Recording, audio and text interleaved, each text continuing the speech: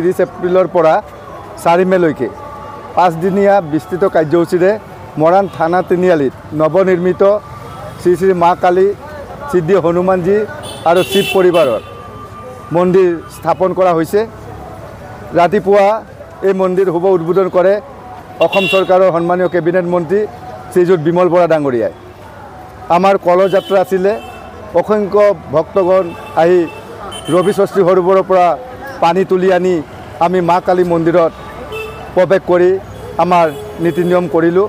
তাৰ পিছতে আমাৰ কলহ স্থাপন, বেদী নিৰ্মাণ ইতিমধ্যে হৈ গৈছে আৰু আমাৰ মন্দিৰ শুভ উদ্বোধন কৰি কেবিনেট মন্ত্ৰী বিমল বৰা ডাঙৰীয়াই মন্দিৰটোৰ আন্তঃগাঁথনি উন্নয়নৰ কাৰণে তেখেতে 10 লাখ টকা অনুদান ঘোষণা কৰিছে।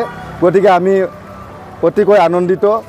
আমি তেখেতক উদযাপন সমিতিৰ তৰফৰ পৰা ধন্যবাদ জ্ঞাপন কৰিছোঁ আৰু অনাগত দিনবিলাকতো তেখেতৰ পৰা সহযোগিতা কামনা কৰিছোঁ। আৰু এই অনুষ্ঠানত বহুতো বিশিষ্ট ব্যক্তিক আমি আমন্ত্ৰণ জনাইছিলোঁ।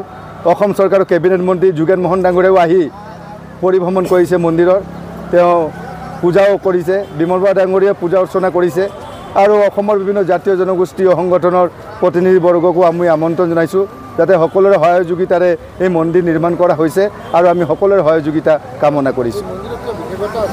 বিশেষত্ব আছে, 100 বছৰ পুৰণি মন্দিৰ। আপোনালোকে নিশ্চয় জানে, এই মৰাণ থানা তিনিআলিৰ কাষত অৱস্থিত এই মন্দিৰ। আগতে ইয়াত সঘনে দুৰ্ঘটনা সংঘটিত হৈ আছিল। যেতিয়া মন্দিৰ স্থাপন কৰা হৈছিল তেতিয়া দুৰ্ঘটনা হোৱা নাছিল আৰু কোনোবাই যদি মাৰ ইয়াত আহি পূজা অৰ্চনা কৰি কিবা বিচাৰিছিল তেওঁ লাভ কৰিছিল। এতিয়া হয়তো ভক্তপ্ৰাণ ৰাইজে সেইখিনি ক'ব। গতিকে এইখিনিয়ে আমাৰ 5 দিনীয়া কাৰ্যসূচী। অহা 4 তাৰিখে আমাৰ কাৰ্যসূচী সমাপ্তি হ'ব।